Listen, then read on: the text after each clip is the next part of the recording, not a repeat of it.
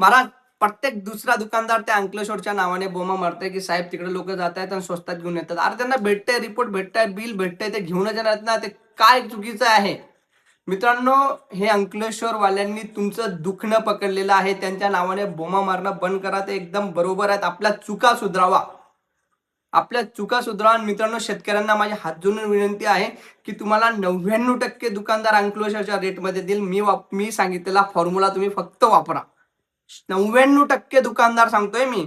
99% दुकानदार तुम्हाला जे जे पाहिजे ते अंकलेश्वरपेक्षा कमी मध्ये नाही दिलं ना, हे काढलेली मूछ परत काढून टाकेल मी.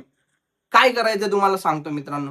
आणि दुकानदाराचं कुठे चुकतंय तेही सांगतो. दुकानदार काय करतोय महाराज, अंकलेश्वरमध्ये काय होतंय? पहिला मुद्दा म्हणजे ते तिथे लोक नावाने जातात, पोलो घ्यायला जातात, सिजंटाचं पेगासस घ्यायला जातात, उलाला घ्यायला जातात, राऊंड अप घ्यायला जातात. त्यांना एकही प्रोडक्ट भेटत नाही, पण तो घटकचं प्रोडक्ट भेटतं. शेतकरी काय जातो तिथं, मला उलाला दे, त्या नावाने दुसरं देऊन देतात, मला राऊंड अप दे, आणि त्याचे रिपोर्ट येत आहेत, त्याचे बिल आहेत ओरिजिनल. मग तुमच्याकडे नाहीत का रे मित्रांनो? दुसऱ्या कंपन्या आहेत. मग तुम्ही का बरं कमी मध्ये नाही विकत आहेत? आणि याचाच फायदा त्यांनी घेतलेला आहे. त्यांच्या नावाने रडणं बंद करा. ते जर पळतायत ना, ते जर पुढे आहेत ना, तर त्यांच्या हुशारीमुळे आणि आपल्या कमजोरतेमुळे, आपल्या कमतरतेमुळे. आणि शेतकरी बांधवांना तुम्हाला विनंती आहे, तुम्हाला जो सांगणार आहे फॉर्म्युला, तो म्हणजे काय माहिती का? तुम्हाला जर पोलो पाहिजे असेल 1 किलो, मित्रांनो, म्हणजे पोलो तुमच्या भाषेत झालं ते. ऍक्च्युअली मध्ये त्याचा घटक येतो डायफेन्थ्युरान. आज तुम्ही पोलो म्हणून तिथे जातात, तुम्हाला डायफेन्थ्युरान नावाचं एक कुठलं तरी औषध दिलं जातं, त्याचे ही रिपोर्ट चांगले येतात. तसेच इथे जायचं, 5 शेतकरी जायचं, तुम्ही उद्या प्रयोग करा, कुठल्याही दुकानदारकडे जा, त्याला सांगायचं की मला डायफेन्थ्युरान पाहिजे, तुमच्या भाषेत पोलो पाहिजे, 1 किलो कितीला द्या मला, आम्ही 20 शेतकरी आहोत, आम्हाला 50 किलो डायफेन्थ्युरान पाहिजे. मित्रांनो, त्या दुकानदाराने तुम्हाला जर 1 किलो डायफेन्थ्युरान, ज्याला तुम्ही पोलो म्हणतात, तुम्हाला जर त्याने 1200 आणि 1300 रुपयामध्ये नाही दिलं, तेव्हा बोलायचं. फक्त एकच अट आहे, त्याला उधार मागायचं नाही. जसं तिथे मागत नाही ना, तसं इथे मागायचं नाही. याच्यामध्ये तुमचे 3 फायदे होणार आहेत शेतकऱ्यांचे. पहिला फायदा मित्रांनो, तुम्हाला इथल्या दुकानदाराकडून ओरिजिनल बिल भेटेल. दुसरा फायदा मित्रांनो, अजून चांगल्या कंपनीचं भेटेल, जे महाराष्ट्राच्या नियमामध्ये बसतं. तिसरी गोष्ट मित्रांनो, काही झालंच तर तुम्हाला निदान आमची गैचंडी धराचा 100% अधिकार आहे, तुम्हाला बिलात भेटणार आहे. नाही भेटलं तेव्हा बेला मिळणार. प्रत्येक दुसरा दुकानदार तुम्हाला देईल. एखाद दोन सोडला ना, प्रत्येक दुकानदार तुम्ही त्यांना कॉन्फिडर सांगा, ज्याला तुम्ही कॉन्फिडर म्हणता इमिडा क्लोप्रिडचा, तुम्ही तो इमिडा क्लोप्रिड 17% वाला तुम्हाला फक्त 1100-1200 रुपयामध्ये देऊन देईल. फक्त एकच सांगायचं की आम्हाला 20 लिटर पाहिजे, हे रेट आहेत, अंकलेश्वरला भेटतायत, तू देतोय का? प्रत्येकाला सांगा महाराज, प्रत्येक दुकानदार दिलो, नाही दिला ना, तेव्हा बोला ही काढलेली मुष्णा परत काढून फेकून दे. राऊंड अप सांगा, तुम्ही पेगासस सांगा, तुम्ही उलाला सांगा. आता उलाला मध्ये काय होतंय की उलाला म्हणून तिथे जातायत आणि तुझे काय होतंय, तुम्हाला थायमिथॅक्झॅम जे एक्स्ट्रा मध्ये घटक येतात ते देऊन देतात. इथे तुम्हाला ज्याला तुम्ही उलाला म्हणतायत ना, ते उलाला मित्रांनो इथे तुम्हाला 550 ते 600 ते 700 रुपये किलो मध्ये भेटेल.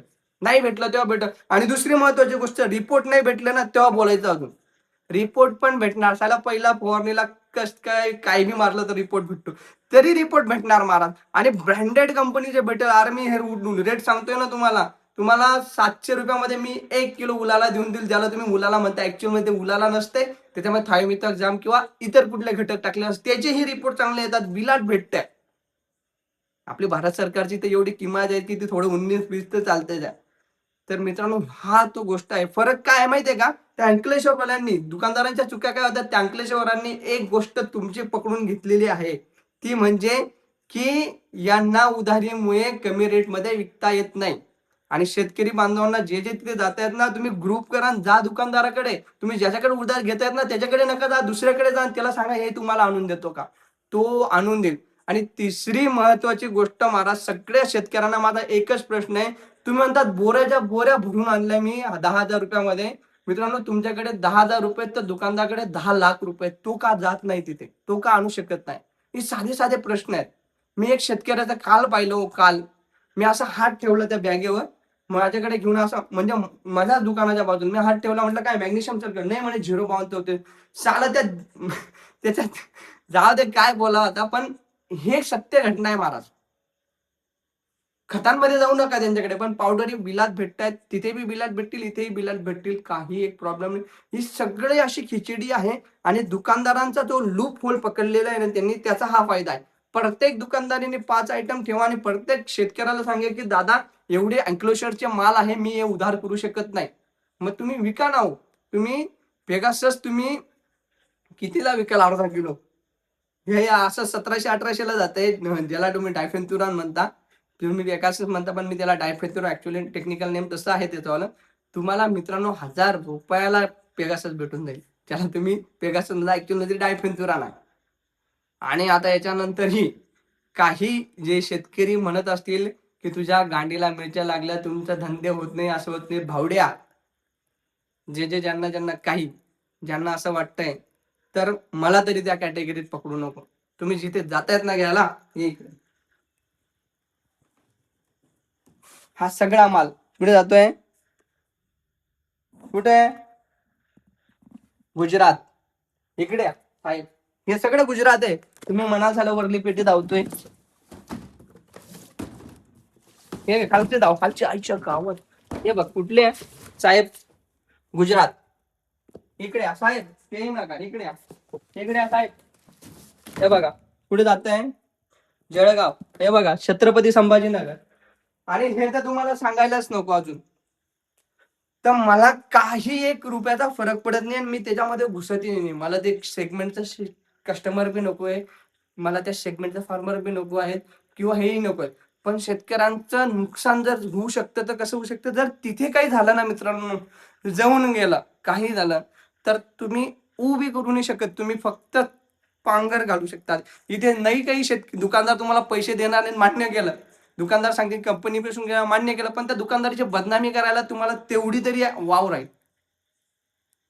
तुम्ही एवढं तरी करू शकतात की 2 चॅनलवाले बोलावून शकतात की असं असं झालंय. माझीच क्या महाराज, माझीच ठोकली गेली मागच्या वर्षी. या अँक्लोशरच्या नादामध्ये मी बी तेच केलं होतं की अँक्लोशरच्या याच्या रेटमध्ये मी पोलो विकायला लागलो, मिमामॅक्टिन विकायला लागलो. आणलं होतं मी, तशी कंपनी आणली होती आणि मी 2-3 वर्ष चांगलं बी विकलं, 2 पैसे बी राहिले. पण महाराज माझ्याकडनं 40 पेट्या अल्ट्राझिनच्या होत्या, त्याच्यामधून 1 पेटी खराब निघून गेली. 20 शेतकऱ्यांचा मक्का जळून गेला होता आणि त्यांचे पैसे अक्षरशः भरून द्यावं लागले. म्हणजे काय होतं महाराज, असा लफडा होतो ह्या थोड्याशा कमी क्वालिटीचा. पण मी ते डोक्यातूनच काढून टाकलं, नकोच भेंचोद म्हटलं हे. लोका मग कोण मरत बसेल. मला काही त्याच्यामध्ये हेही नाही इंटरेस्ट. पण जे शेतकरी आहेत आणि जे दुकानदार आहेत, हे सगळ्या गोष्टी समजून घ्या आणि एकमेकाचा फायदा करा. यासाठी एवढं. जय हिंद.